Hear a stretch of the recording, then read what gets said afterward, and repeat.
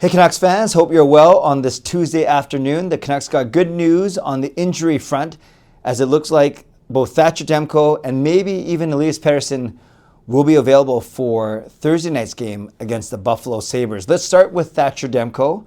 He's declared himself ready to go. Adam Foote is basically 100% committed to him for Thursday night. And let's go back and review the timeline, the time frame. He got injured exactly a month ago. If it's kind of funny or ironic or fitting, I don't know what the word is, but if Thatcher does indeed play on Thursday night at home against Buffalo on Thursday, December the 11th, it'll be exactly 1 month to the day that he got injured against the Winnipeg Jets on November the 11th. Remembrance Day, not hard to forget, so easy to remember that he got injured in that first period against the Jets. I was at that game, and yes, it was a Tuesday, November the 11th. He got injured, and it was something lower body, something that he tweaked, didn't come out to start the second period. Everyone was worried, oh no, which injury is this? Is a re-aggravation of the popliteus or something else? Another word that we never heard of. But it was only Frank Saravalli who was bold enough, and say what you want about Frank Saravalli, we know Michael Bublé does, but Frank Saravalli said the very next morning, on Wednesday morning, that positive news, it should only be 2 to 3 weeks. Well, if you take the tail end of that, 3 weeks, and you only add a week. So Saravalli wasn't that far off. Other insiders, other reporters weren't ready to commit to a time frame. So we heard week to week as opposed to naming a number of weeks. So Saravalli did undershoot it a little bit, but it wasn't that far off when you think about it. But it was, most Canucks fans were happy at that time that it was supposedly only 2 to 3 weeks. And yes, once again, if Thatcher Demko does indeed play on Thursday, it'll be 4 weeks to the day. As expected, the Vancouver Canucks did not do well in his absence. They only won 3 of the 12 games that they played when Demko was out of the lineup. Lankinen hasn't been great. Tolopilo has been really good, but he hasn't played that much. So again, the Canucks have gone basically 3 wins in 12 games over the past month. Now Demko met with the media, and I think Demko's he doesn't do a lot of media. He isn't made available a lot.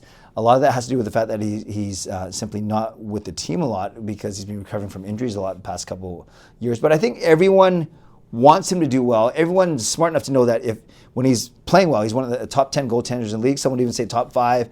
And obviously he gives the Canucks a better chance to win. But it's just been few and far between the number of games that he's played over the past couple of seasons. I don't think anyone wants him to get hurt, but at the same time, I don't think people are surprised when he does get hurt. Having said that, he knows that narrative, he knows that story, and he even referenced it in the interview. When J-Pat asked him a question, he basically said, I know what you guys say, I know the narrative that's out there. So on one hand, it's kind of jarring that a player is actually acknowledging that there's a narrative around him. On the other hand, I don't know, do you kind of wish that he didn't say anything? And even if it's bothering him, some would say it's not the best look, right? Sometimes the management will say something like that, or ownership, or maybe, or simply, if there's that attitude of a narrative, an anti-media bias by the organization, then maybe it seeps down to the players a little bit. Or maybe Demko was just saying that on his own because he gets frustrated. I'd get frustrated too.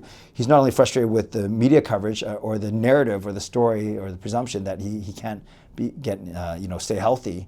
I'm sure from a pride and professionalism standpoint that's annoying too, because forget about the media, forget about the anything else.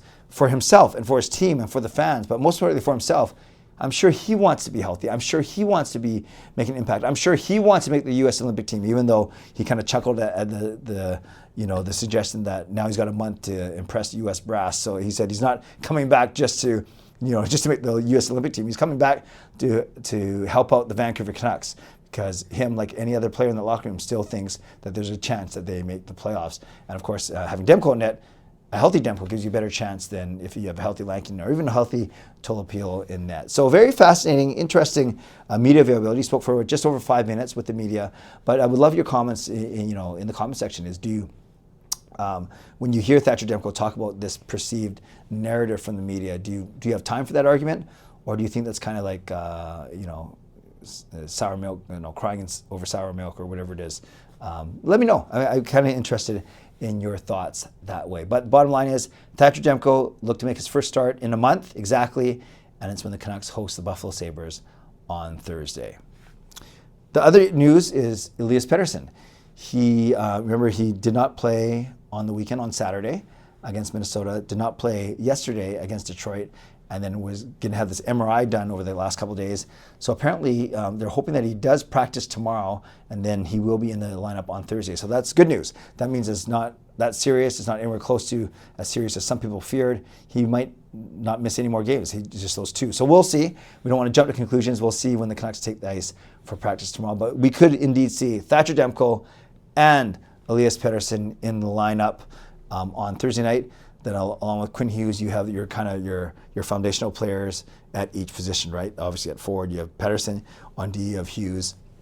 And in goal, you have Demko. And, when you had those 3, that's a solid core to start off. And that's why I think people were so surprised that the Canucks got off to such a bad start this season. A lot of it had to do with Demko not being available for the past 12 games. Finally, it's the Canucks Meet the Team event. I've been on the fence about going or not. I likely will go for an hour and a half or so. And it's funny. I was telling people at the game last night, I'm 51 years old, so I don't need to, I'm old enough to be these players' dads, right? So I'm not the guy who's going to go up and ask for a picture or get a selfie or even get them to sign anything. Rather, it's just going to go up there and say, hey, how you doing? And good luck for the rest of the season, that kind of thing. And who knows, I might even go just to meet, see all you guys there, and then just to drink my Pepsi. But we'll see. But yeah, I'll likely be at Rogers Arena a little bit later. So hopefully I'll see some of you there at the Meet the Team event at from 4 to 6. And then tonight, it's a members show only. So it's a members live stream at 11 p.m. And then I'll do a regular open mic for my regular live subscribers. And that will be tomorrow night. So members tonight, regular CCC tomorrow night. Both start at 11 p.m. And then, like I said, if you're at the Meet the Team event, I will see you there between 4 and 6. All right, Canucks fans, let me know how you're feeling right now. Let me know what you're feeling after last night's game, before loss to Detroit. Let me know about this news about Thatcher Demko, what you think about that news, and let me know what you think about the news about Elias Pettersson. And are the Canucks, I think it's obvious that the Canucks are better with those 2 guys in the lineup, but how much better will be the actual question. So there we go, Canucks fans. A quick update for you. Thatcher Demko, Elias Pettersson, and looking ahead to the game on Thursday. Moderators, no, that's a live stream thing. Thank you to my members, legends, legendary Lucas Gates, legendary Carol Bovelander, legendary Brian Blingy Choi, legendary Swervin Irvin, legendary Tom Hoglander, legendary Andrew Chang, and to Hall of Fame and franchise members. Thanks for all of your support. Don't forget members live stream tonight for you at 11 p.m. And thanks to my sponsors, Van City Experts Real Estate, Gassy Jack Art, and Mulligan Golf Company. And thanks to all of you for watching, liking, and subscribing. On your way out, you're already watching. On your way out, like the video. This is rough. Like the video, subscribe. You can leave a late donation. And most importantly, leave me a comment how you're feeling about this team right now and your thoughts on the returns of Thatcher Demko and hopefully Elias Pettersson. See you tonight, if you're a member, at 11 p.m. Stay safe, stay healthy, take care of yourselves, and take care of each other. God bless, and go Canucks go.